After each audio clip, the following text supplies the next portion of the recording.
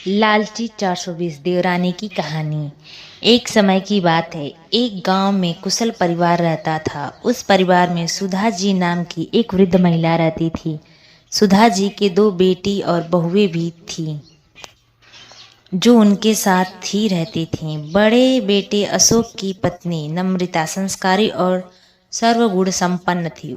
वहीं छोटे बेटे की पत्नी अनाया चालाक और बहुत तेज दरार थी। एक बार की बात है, सुधा जी और नम्रता मिलकर बहुत सारे लड्डू बनाकर रसोई में रख देते हैं।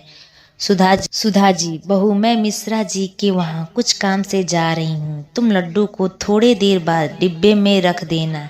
ये बोलकर सुधा जी बाहर चली जाती है। नम्रता अपने बेटे की आवाज़ सुनकर उसे देखने चली जाती है।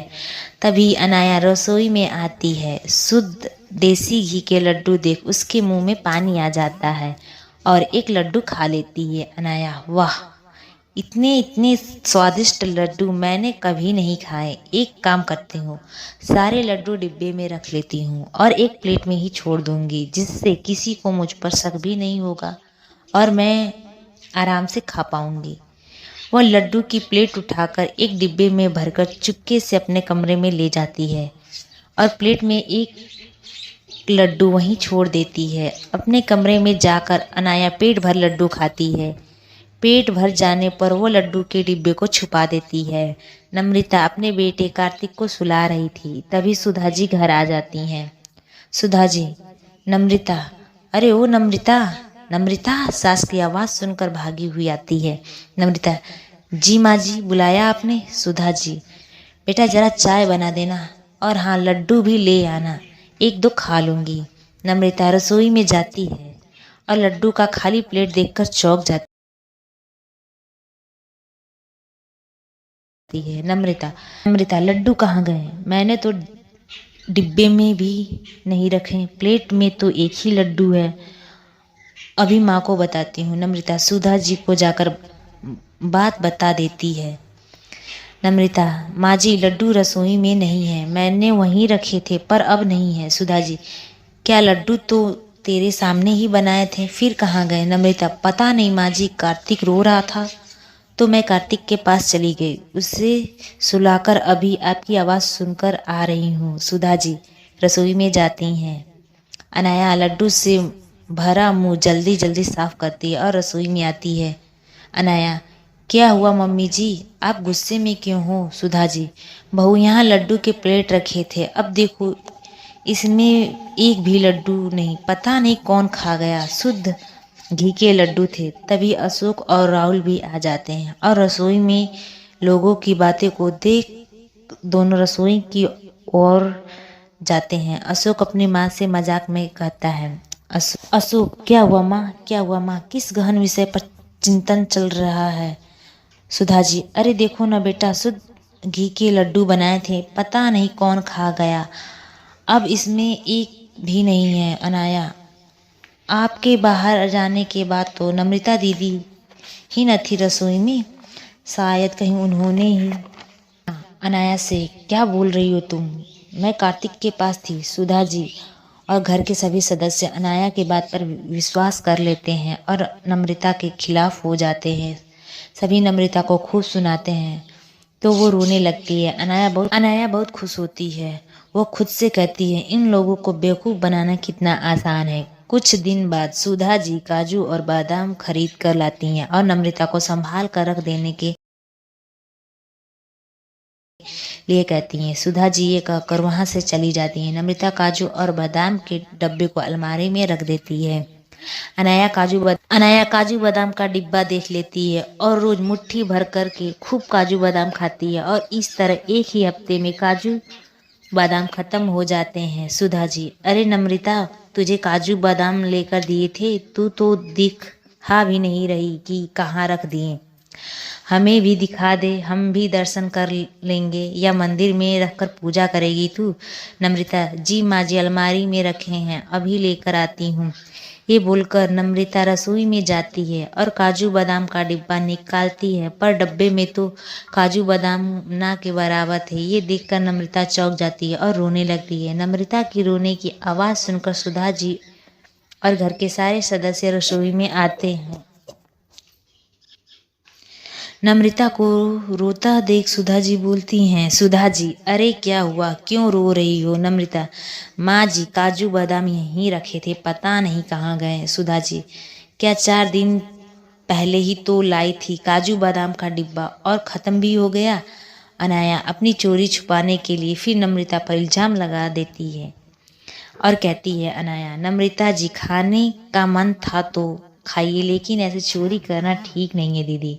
सुधा जी, पता नहीं इस घर में क्या हो रहा है, खाने की भी चोरी। अरे बहू, थोड़ा बहुत दूसरों को भी चखा दिया करो, इस घर में और भी लोग रहते हैं। यह बोलकर सभी चले जाते हैं और नम्रता रोने लगती है। कुछ दिन बाद अनाया की दोस्त रिया का फ़ोन आता है। रिया, हेलो अनाया, कैसी हो? अनाया, मैं ठीक हूँ, तुम बताओ, इतने दिनों बाद कॉल किया। रिया, घर के काम में न बिजी रहती हूँ, चलो ना हम दोनों कल मिलते हैं, शॉपिंग करेंगे, खाएं पियेंगे। अनाया, अच्छा ठीक है, कल मिलते हैं, वैसे भी शादी को 2 महीने हो गए हैं, कहीं घूमने भी नहीं गई मैं, राहुल को तो टाइम भी नहीं मिलता। रिया, ठीक है ना, तो कल मिलते हैं, तू तैयार रहना। अनाया खुद से कहती है, मैंने रिया को हाँ तो बोल दिया, पर पैसे कहाँ से लाऊंगी? बाहर जाने का मतलब पैसा का खर्च होना। अब अनाया पैसों की जुगाड़ में लगी है। वो सुधा जी के कमरे से गुजरती है, तभी सुधा जी को 10,000 रुपये रखने के लिए देता है। अब रात होती है, अनाया सुधा जी के कमरे में जाती है और 10,000 की गड्डी चुरा लेती है। सुबह होते ही अशोक 10,000 सुधा जी से मांगता है। अशोक, माँ, वो 10,000 दिए थे ना, वो देना, दोस्त को वापस करने हैं, वो लेने के लिए आ रहा है। सुधा जी कमरे में पैसे लेने जाती है। जैसे ही अलमारी खुलती है तो पैसे कहीं नहीं मिलते। सुधा जी चिल्लाती हैं। चिल्लाने की आवाज़ सुनकर के सभी सदस्य सुधा जी के कमरे में जाते हैं। अशोक, क्या हुआ माँ, अब चिल्ला क्यों रही हो और इतनी घबराई हुई क्यों हो? सुधा जी, मैंने यहीं 10,000 रखे थे, अब नहीं है, पता नहीं कहाँ चले गए। अशोक, नहीं है मतलब माँ, वो पैसे मेरे दोस्त के थे, वो आने वाला है, मैं कहाँ से लाकर दूंगा उसे। सुधा जी, कहीं ये काम बाहर के किसी आदमी का तो नहीं, लेकिन हमारे घर में कोई आता भी तो नहीं। अशोक, हाँ माँ, आप सही कह रही हैं, अब मैं पुलिस को ही बुलाता हूँ। सुधा जी, हाँ, यही ठीक रहेगा, हमारे घर में कुछ ना कुछ चोरी हो रहा है, अब ये पैसा भी चले गए, तू बुला ले बेटा पुलिस को। पुलिस का नाम सुनते ही अनया घबरा जाती है। अशोक का दोस्त पैसे लेने आता है। यह देखकर नम्रता जल्दी से अपने कमरे में जाती है और अपने बचाए हुए पैसे लाकर अशोक को दे देती है।